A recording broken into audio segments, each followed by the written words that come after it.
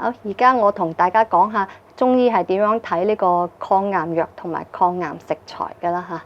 嚇。記得咧以前喺仁濟醫院工作嘅時候咧嚇，咁喺嗰個下葵涌診所，因為嗰個腫瘤病人係非常多嘅嚇。咁啊有一次有個乳腺癌嘅患者就過嚟覆診，咁佢就話醫生你開藥嘅俾我，可唔可以咧開一啲抗癌藥咧嚇？咁啊唔該開重一啲啦。其實呢個問題咧係有3個認識誤區嘅嚇。咁咧中醫治療癌症咧並唔係一定要用所謂嘅抗癌藥第二個咧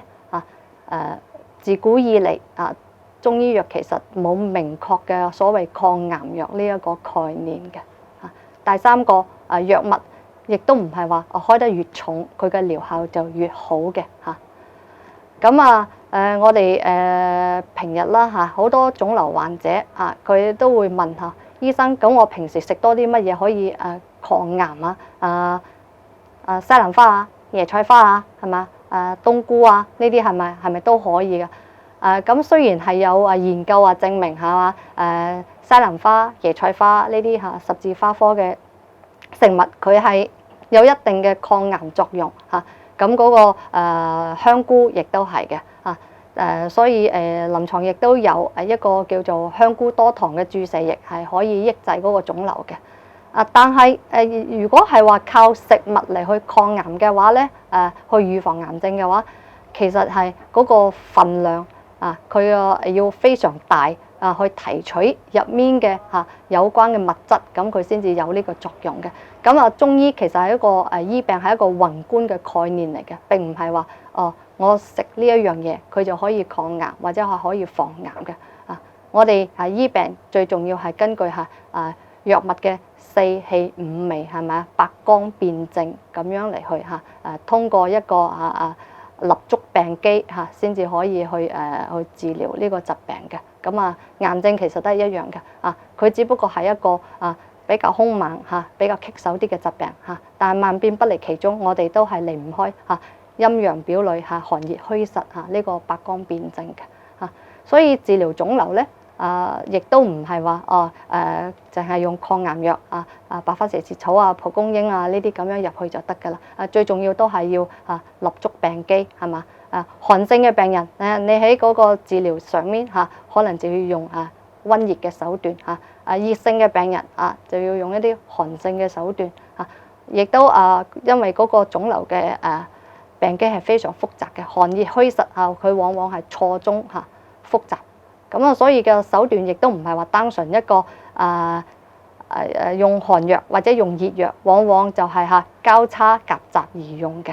咁所以食物方面咧最重要就係平衡就可以㗎啦如果你個體質係偏寒嘅話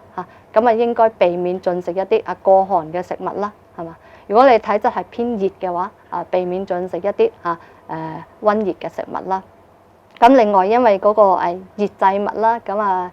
因為呢一個係明確嚟講係唔係咁利於個身體健康嘅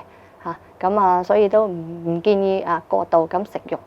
咁中醫點樣去治療呢個癌症咧因為往往寒熱虛實係錯綜而見嘅所以咧扶正驅邪調節寒熱係一個根本大法嚟嘅咁乜嘢時候應該扶正，乜嘢時候應該驅邪扶正幾多分，驅邪幾多分點樣去辨證咁呢個就要視病人嘅情況而定㗎啦當個病人個身體係處於非常虛弱嘅時候咧你再用一啲大功嘅藥物譬如話蜈蚣蝎子蛇舌草呢啲嘅話個病人個身體就會更加弱但係當個病人個身體壯實嘅時候咧係可以適當用一啲，因為咧某部分藥物佢係有一個喺經驗用藥上面係有一定嘅治療作用嘅譬如話一個好鴨膽子咁佢可能係對嗰個扭有一定嘅作用，抑制作用嘅。咁呢個係一個經驗用藥啦。但係一定要結合病人當時嘅身體情況並唔係話佢對呢一個病有作用，所有病人就用呢一隻藥嘅所以一定要立足病機嚇，去結合病人嘅實際情況去考慮嘅。咁當個患者佢係嗰個正值個放療化療嘅期間啦嚇，其實病人已經係一個處於一個藥物大功嘅狀態啦。咁啊，中醫治療嘅時候咧，就唔應該過度用攻法嘅手段啦，可能就要適當要扶正啦、補虛啦嚇，去喺輔助元氣呢一方面嚇，令到個患者可以承受得起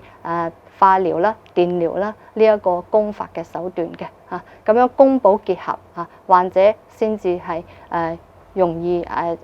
渡過呢一個疾病嘅嚇。咁啊，以上係對呢一個